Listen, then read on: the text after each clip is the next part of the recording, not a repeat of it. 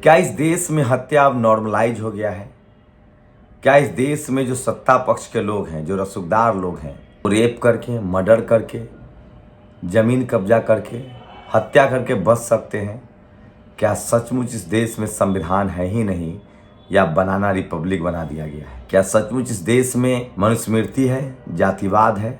ये सब सोचने के लिए मजबूर करता है आपको। सोचिए एक बार फिर से, ब्रजभूषण शरण सिंह जो अभी भी बीजेपी के सांसद हैं, बीजेपी ने उनके बेटा को टिकट दिया। ये वही ब्रजभूषण शरण सिंह है जो कहते थे कि दबदबा कायम है। किस तरह से महिला खिलाड़ियों ने उन पर गंभीर आरोप लगाए, आज तक उन पर कुछ भी नहीं हुआ। पता नहीं जांच के नाम पर क्या चल रहा है। इस देश में एक दलित मुख्यमंत्री को जेल में डाल दिया जाता है। इस देश में कोई दलित, पिछड़ा, आदिवासी, किसान, अल्पसंख्यक हो, उस पर आरोप लगते हैं, उस पर कार्रवाई हो जाती है। शरजील इमाम जैसे को 3 साल सजा काटनी पड़ती है, तब जाकर जमानत मिलता है, फिर भी वो जेल में है। लेकिन क्या वजह है कि टेनी मिश्रा जैसे लोगों के बेटे के पर कार्रवाई नहीं होती, जो लोगों को, किसान को कुचल देता है? क्या वजह है कि कोई बड़ा बिल्डर के बेटा दो लोग की हत्या कर देता है कार से दारू पीकर, और उसको बचाने में पूरा अमला जुट जाता है? तो ये सब कुछ सोचने के लिए मजबूर होना पड़ता है कि क्या सब कुछ नॉर्मलाइज है। और मैं फिर कह रहा हूँ, ये सिर्फ बीजेपी की गलती नहीं है। जो काम कांग्रेस चोरी छुप के करती थी बीजेपी के राज में, वो सब कुछ डंके की चोट पर हो रहा है। तो सोचिए किस तरह से यूपी में सबसे दर्दनाक खबर सामने आई है। आजकल काफिला 150 गाड़ी का काफिला लेकर चलने का शौक है, और उसमें लोगों को कुचल कर मार देने का भी शौक है। चुनावी कुचलने की बात करें तो वैशाली में मुन्ना शुक्ला की गाड़ी से कुचलकर भी लोग मरे थे, लेकिन किसी ने उसको भुला दिया, और वो आदमी फिर से आरजेडी के टिकट पर चुनाव लड़ रहा है, जिसके खिलाफ मैं लड़ रहा था। सोचिए, उस शख्स ने, उसके काफिले से भी लोग कुचल कर मरे थे, लेकिन कहीं कोई आवाज़ नहीं आई। तो ये सब तमाम चीज़ें हैं जो कहीं ना कहीं आपको सोचने पर मजबूर करता है कि क्या इस देश में अब हत्याएं नॉर्मलाइज हो गई है, और ख़ासकर वो रसूखदार करे तो। सोचिए 20, 25 से 30 गाड़ी का काफिला लेकर ये शख्स चलता था, और सोचिए किस तरह से 2 मासूम बच्चों की, जो बाइक सवार थे, उनकी मौत हुई है। कल मैं देख रहा था किस तरह से काफिला चलता है, आप कल्पना नहीं कर सकते हैं। एक एक जगह 100-100, 50-50 गाड़ियों का काफिला चलता है। आपका नेता कैसा है, उसके विचार कैसे हैं, उसके आइडिया क्या है, इस पर कोई नहीं है। लोग काफिला देखते हैं। अभी मैं एक ब्रजभूषण शरण सिंह का वीडियो देख रहा था, वो साफ साफ कह रहा था वो शख्स कि मैं बहुत ज़्यादा क्रिमिनल माइंडेड था। मैंने पढ़ाई लिखाई में 3 साल फेल हुआ, लेकिन मैं क्रिमिनल था, और इसलिए मैं यहाँ तक आया हूँ। तो ये सबसे बड़ी खबर है आज की, ब्रजभूषण शरण सिंह के बेटे के काफिले से जिस तरह की हत्या हुई है, उसको आप क्या कहेंगे? यूपी के गोंडा में बीजेपी प्रत्याशी करण भूषण सिंह के काफिले की फॉर्च्यूनर से 2 लड़कों की मौत का मामला। पुलिस ने फॉर्च्यूनर ड्राइवर लवकुश श्रीवास्तव को गिरफ्तार किया। आईपीसी सेक्शन 304A, 427, 297, 184 में एफआईआर सवाल है। गोंडा जिले में 2 लड़कों रेहान और शहजाद को चलने वाली फॉर्च्यूनर बीजेपी सांसद ब्रजभूषण शरण सिंह के कॉलेज नंदिनी एजुकेशन इंस्टीट्यूट के नाम पर रजिस्टर्ड है। एक्सीडेंट के बाद बीजेपी प्रत्याशी करण भूषण सिंह का काफिला नहीं रुका और आगे बढ़ गया। यह आज की सबसे दर्दनाक खबर है जो मैं आपको बता रहा हूँ। ब्रजभूषण शरण सिंह वही शख्स है, उसके बाद भी लोग ऐसे शख्स को जिताकर संसद भेजेंगे। सोचिए किस तरह से ये इस तरह के हालात हैं। गरीब है तो आप सड़क पर नहीं चल सकते। पहले अजय मिश्रा टेनी के बेटे ने किसानों को कुचल कर मारा था, आज ब्रजभूषण के बेटे जिसके काफिले में शामिल फॉर्च्यूनर ने 3 लोगों को रौंद दिया, जिसमें 2 की मौके पर ही मौत हो गई।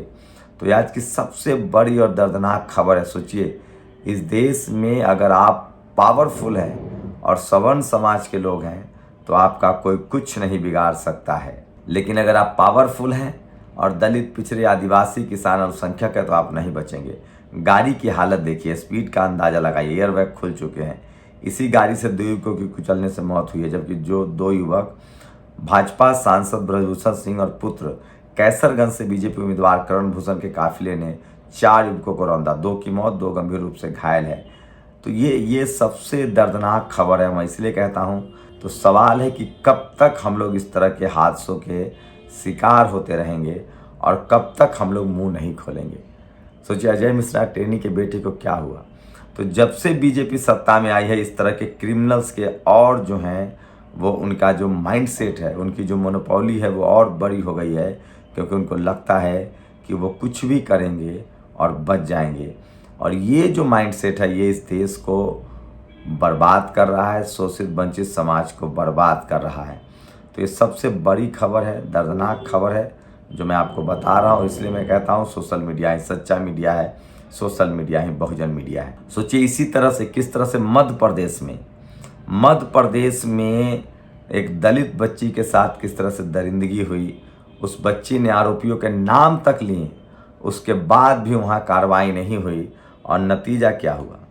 नतीजा ये हुआ कि वो उस बच्ची के भाई की हत्या कर दी गई, उस बच्ची के माँ को मारा गया, उसके बाद उस बच्ची के चाचा की हत्या हुई और अब वो पीड़ित बच्ची भी अब इस दुनिया में नहीं है।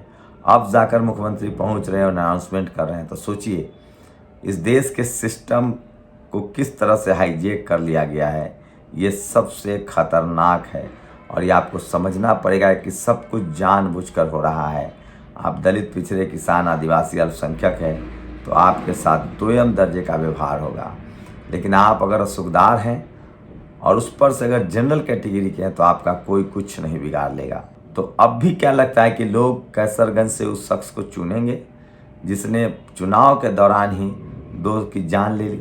ये सबसे बड़ा सवाल है और इसी को लेकर वो तमाम सवाल, तमाम खबरें उठ रही है। मैं फिर कह रहा हूँ, लोकतंत्र में ऐसे लोग को चुनिए जिनको आपकी तकलीफ़ें पता हो, नहीं तो आप बर्बाद हो जाएंगे। और सोचिए कश्मीर की में धारा 370 हटाकर ढोल पीटा गया, कहा गया आतंकवाद खत्म हो गया है।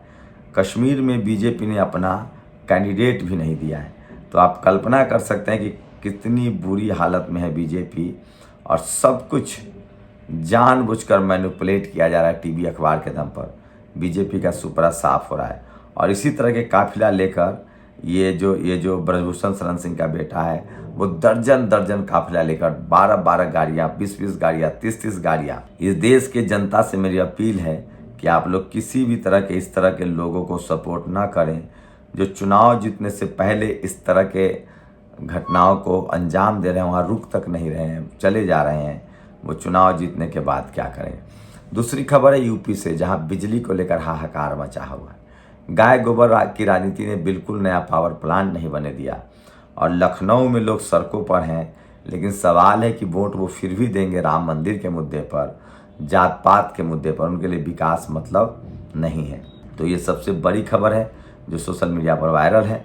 लेकिन किस तरह से बीजेपी सांसद प्रत्याशी के काफिले से 2 बच्चों की मौत हुई, लेकिन टीवी अखबार में शानदार तरीके से सन्नाटा है। इस पर कोई सवाल नहीं करेगा, कोई सवाल नहीं उठाएगा, क्योंकि मरने वाला मुसलमान है। अगर दलित है, मुसलमान है, पिछड़े, अल्पसंख्यक है तो कोई सवाल नहीं उठाता है। चाहे वो मध्य प्रदेश के सागर का वो दलित बच्ची हो जिनकी हत्या कर दी गई। और इस सब के लिए जिम्मेदार इस देश की मीडिया है। आप सोचिए कंगना रनौत के लिए पूरी मीडिया मंडली लग जाती है क्योंकि उससे बीजेपी को फ़ायदा होता है और जहाँ बीजेपी को नुकसान होता है वहाँ ये सब चीज़ें आपको नहीं मिलेगा। तो इसलिए मैं कह रहा हूँ सोशल मीडिया ही सच्चा मीडिया है, सोशल मीडिया ही बहुजन मीडिया है। और आप लोग बिल्कुल सचेत रहिए और ऐसे लोगों को चुनाव में हराइए। किस तरह से ब्रजभूषण शरण सिंह के बेटे ने अपने झूठी शान में 2 लोग की मौत के मुंह में धकेल दिया है, आप कल्पना कर सकते हैं। तो ब्रजभूषण शरण सिंह के बेटे करण सिंह के काफिले की गाड़ी की चपेट में आकर 2 लड़कों की मौत हो गई है। बीजेपी ने ब्रजभूषण सिंह की जगह सांसदी का टिकट दिया था।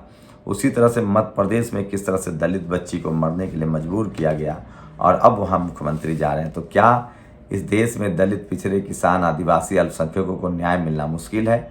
और वहीं अगर आप रसूखदार हैं और जनरल कैटेगरी से हैं तो आपके लिए सब कुछ माफ़ है।